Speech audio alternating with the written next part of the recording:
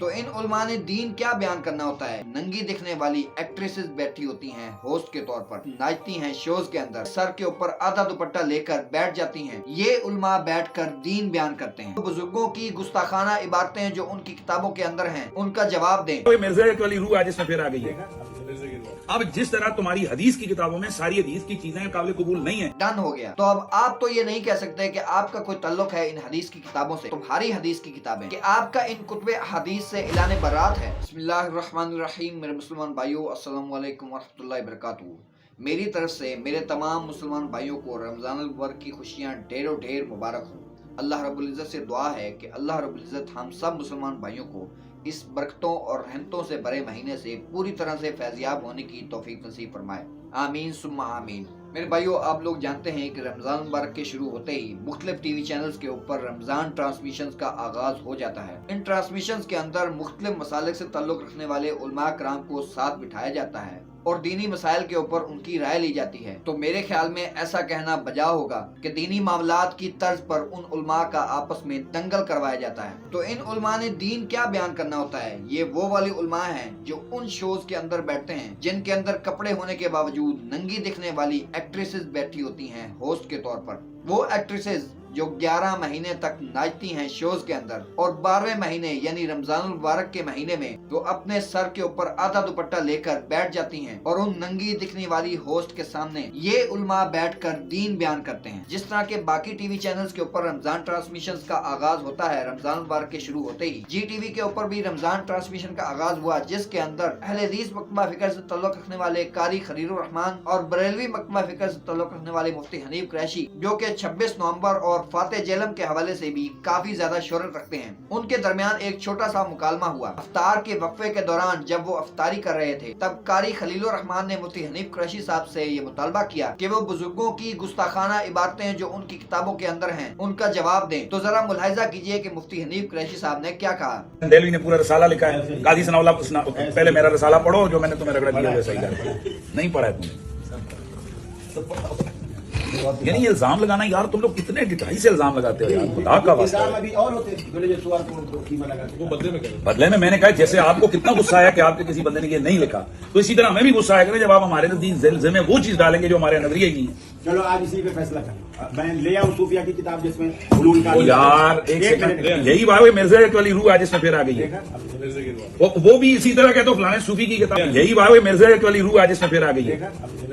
वो भी इसी तरह कहते हो फलाने सूफी की किताब। भाई सबसे पहले आप हनीफ कुरैशी से बात कर रहे हो मसलक अहले सुन्नत से। अब जिस तरह तुम्हारी हदीस की किताबों में सारी हदीस की चीजें काबिल कबूल नहीं है, वहां कहते हो जी ये मौजू है, ये फलानी है, तो एक सूफी की किताब उठा के हमारे मसलक में डालोगे तुम लोग। क्या यार जुल्म है ये। सूफी की नहीं, बड़े सूफी की। मैं कहता हूँ इमाम बुखारी, मुस्लिम, तिरमिज़ी, इब्न माजा की जब किताबों के अंदर चीजें मौजूद हैं वो तुम लोग नहीं मानते हो। उधर कहते हो नहीं ये हदीस मंसूख है, इसकी सनद है, और देखा एकदम बोला हमारे नजदीक ये हदीस की तरह सनद को देखा जाएगा। इमाम तबरानी, भाई तबरानी एक मुहद्दिस है। भाई सबसे पहले आप हनीफ कुरैशी से बात कर रहे हो मसलक अहले सुन्नत से।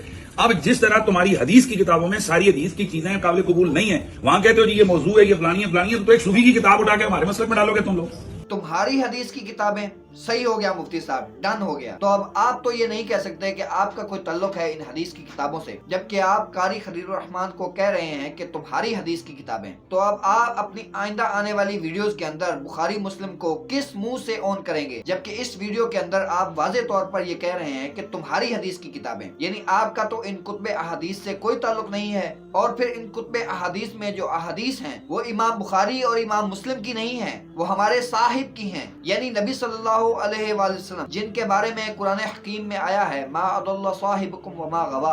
तो अब जब आपका इन कुतुब अहादीस से कोई ताल्लुक नहीं है तो अल्टीमेटली ये बात साबित होती है कि जिन साहिब की ये हदीसें हैं उनसे भी आपका कोई ताल्लुक नहीं है। ये कुतुब अहादीस या अहले हदीसों की हैं, या हम जैसे लोग जो इनको ऑन करते हैं। आपका ये बात करना कि तुम्हारी हदीस की किताबें, ये बात प्रूफ करती है कि आपका इन कुतुब अहादीस से इलाने बरात है। अपने बुजुर्गों की किताबों और इमाम अबू हनीफा रहमतुल्लाह अलैह की तकलीद में आप इस हद तक गिर जाएंगे कि कुतुबे हदीस मुबारका जिनमें नबी सल्लल्लाहु अलैहि वसल्लम की मुबारक हदीसें हैं उनसे अपनी लाताल्लुकी का इजहार करेंगे।